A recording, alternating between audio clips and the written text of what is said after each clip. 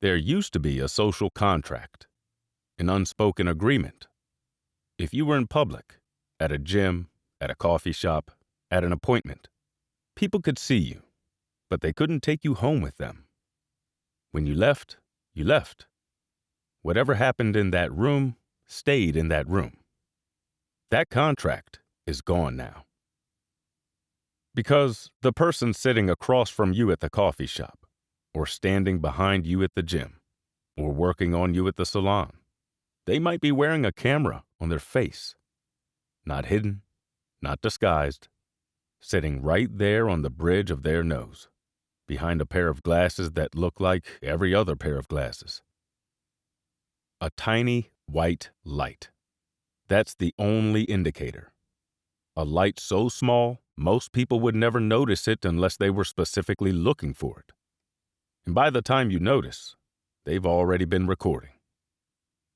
These are 3 true stories from people who discovered they'd been filmed in spaces where they had every reasonable expectation of privacy by someone wearing smart glasses.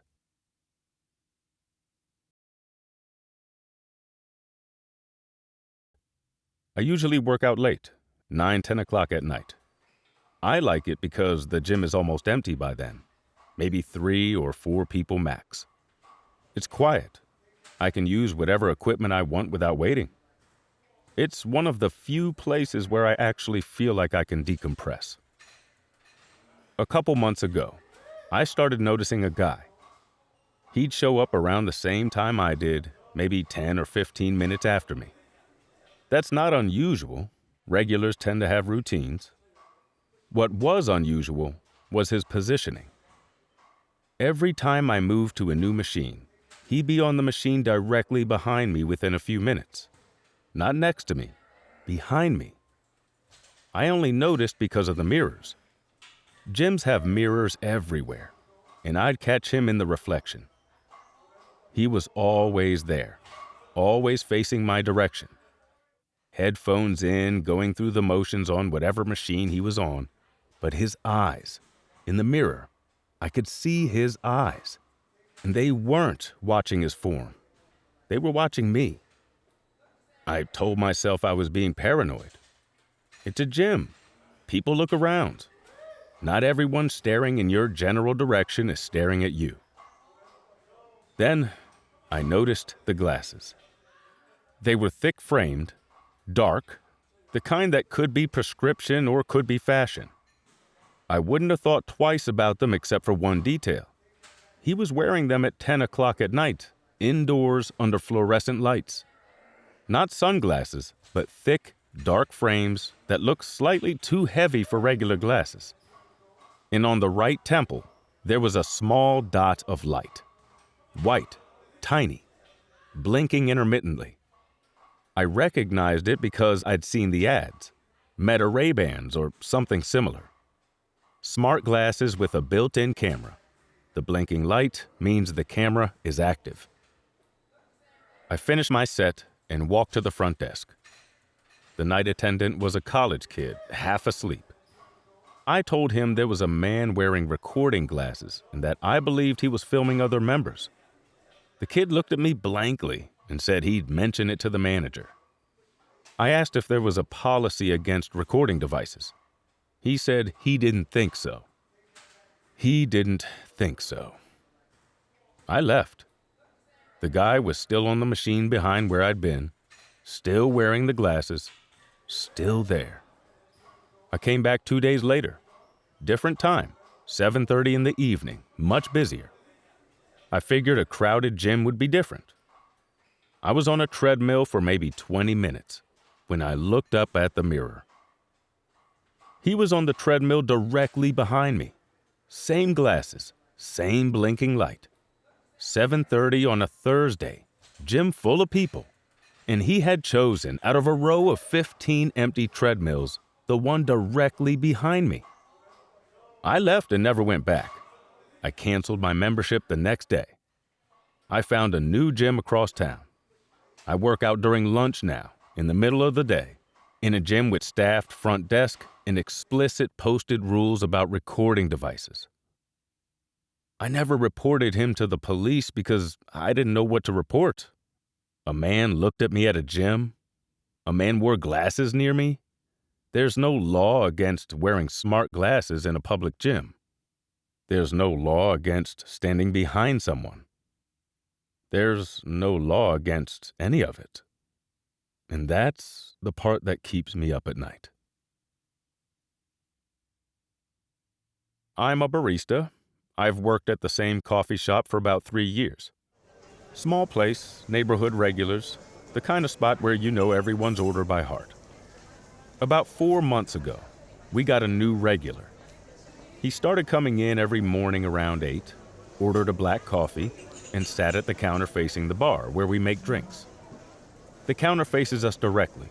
If you sit there, you're looking right at whoever is pulling espresso, steaming milk, plating pastries. Most people who sit there are just watching the process because it's kind of interesting, or because there's nowhere else to sit. Normal. This guy sat there every single day. Same seat, same black coffee. He wore thick-framed glasses, dark, slightly oversized. He'd sit and stare at us while we worked. Sometimes he'd be on his laptop. Sometimes he'd just sit there with his coffee, facing us, for 45 minutes. My coworker was the one who flagged it. She's younger than me, maybe 22, and she's more tuned into tech stuff. One day she pulled me aside and said, "Have you looked at his glasses? Those are Meta Ray-Bans. Those are recording." I didn't know what she was talking about. She showed me a photo on her phone, the product. Glasses with a tiny camera embedded on the bridge and a small LED indicator on the temple. She said the LED blinks when they're actively recording. She said she'd been watching for it. She said it blinks every time we're in front of him. I started paying attention. She was right. Every morning, tiny light, blinking. We told our manager. Our manager said she'd keep an eye on it, but that she couldn't ask someone to take off their glasses. She said it might be a legal issue, so nothing happened. Then, my coworker found the account. She was scrolling through Instagram one night and came across a page she didn't follow. One of those anonymous accounts with a random username and no profile photo. It posted videos. First-person perspective. Point of view footage from a coffee shop. Our coffee shop. You could see the espresso machine, the pastry case, the chalkboard menu behind us. And you could see us. Not from a distance, from the counter, from his seat. The videos had timestamps matching his visits. There were dozens of them. Some were 30 seconds, some were several minutes. A few had captions, things like morning view and best seat in the house. The account had a few hundred followers. My face was in at least 15 of those videos. Clear, in focus, working, unaware. I never consented to being filmed. I was never asked. And the footage was posted publicly for anyone to watch. I felt sick. Not just angry. Physically sick. The realization that someone had been recording me for months. That footage of me existed on the internet that I didn't know about. That strangers had watched me without my knowledge. It's a violation that's hard to describe because technically, in the eyes of the law, it might not even be one. We reported the account to Instagram. It was taken down. We told the man he was no longer welcome in our shop. He didn't argue. He didn't apologize. He finished his coffee, nodded, and left. He came back the next day to a different coffee shop 2 blocks away. My friend works there. She texted me that afternoon. "Is this the guy you were talking about? Thick glasses, sits at the counter, just stares." Same glasses, same seat, same blinking light. Different coffee shop. A woman, I'll call her Elena, went to a waxing salon for a Brazilian wax. An appointment she'd had at the same place with the same technician every 6 weeks for over a year. Routine. Private. The kind of appointment where you are physically exposed and completely vulnerable. And the only reason you tolerate it is because you trust the person in the room with you. Elena didn't notice the glasses during the appointment. She was lying down. She wasn't looking at the technician's face. The appointment took about 30 minutes. Normal. Nothing felt off. She paid, she left, she went about her day. That evening, she was telling a friend about her appointment. Mundane conversation, nothing interesting. Her friend asked which salon she went to. Elena told her. Her friend paused. Then she said, "Did your technician wear glasses? Thick, dark frames?" Elena said yes. Her friend pulled out a thread on social media.